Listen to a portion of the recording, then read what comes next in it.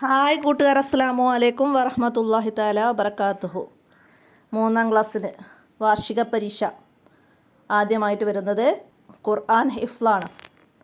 അപ്പോൾ അതിന് നിങ്ങൾക്ക് ഉപകാരപ്പെടുത്താവുന്ന മുൻ വർഷങ്ങളിലെ ചോദ്യപേപ്പറുകളാണ് ഞാനിവിടെ പോസ്റ്റ് ചെയ്യുന്നത്.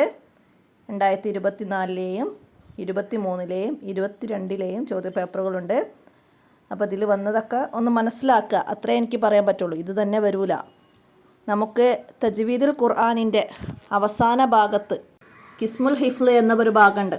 അതിൽ വരുന്ന ഭാഗത്ത് വരുന്ന സൂറത്തുകൾ, ആ സൂറത്തുകൾ നന്നായി മനസ്സിലാക്കി പഠിക്കുക. അതിൻ്റെ കൂടെ നമ്മൾ 2ാം ക്ലാസ്സിൽ മനഃപ്പാഠമാക്കിയ സൂറത്തുകളും പിന്നെ നമ്മൾ തജ്വീദ് ഫസ്റ്റ് പാർട്ടിൽ അതിൻ്റെ കൂടെ മനഃപ്പാഠമാക്കിയ സൂറത്തുകളൊക്കെ ഉണ്ട്. സൂറത്തുൽ ആദിയാത്ത്, സൂറത്തുൽ കാരിയ, സൂറത്തുൽ മുത്തക്കാസിർ, സൂറത്തുൽ അസ്ർ, സൂറത്തുൽ ഹുമസ.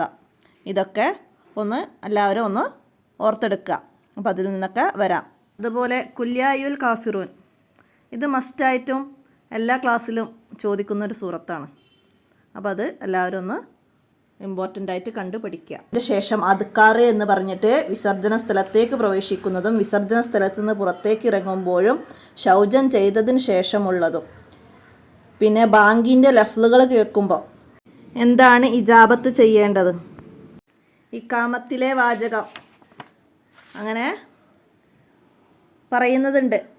ഇഖാമത്തിലെ വാചകങ്ങൾ അതൊക്കെ കേൾക്കുമ്പം പറയുന്നത്. പിന്നെ നോമ്പിൻ്റെ നിയ്യത്ത്,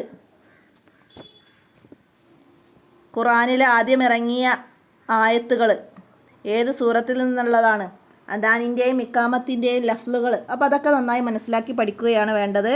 ആ ഭാഗത്ത് നിന്നുള്ള ചോദ്യങ്ങളാണ് നിങ്ങൾക്ക് എക്സാമിന് വരിക. അപ്പോൾ ആ ഭാഗം നന്നായി മനസ്സിലാക്കി പഠിക്കുക. മോഡൽ ചോദ്യപേപ്പർ മനസ്സിലാക്കുക എന്ന് മാത്രമേ ഉള്ളൂ. പിന്നെ നിങ്ങൾക്ക് ഖുർആനിൽ മദ്രസയിൽ നിന്ന് ഓദിച്ച ഭാഗത്ത് നിന്നുള്ള ഏതാനും സൂറത്തുകളിൽ നിന്ന് ഏതെങ്കിലും ഒരു സൂറത്തിൽ നിന്നുള്ള കുറച്ച് ആയത്തുകളുമാണ് നോക്കി ഓതാനുണ്ടാവുക. അപ്പോൾ എല്ലാവരും നന്നായി മനസ്സിലാക്കി പഠിക്കുക.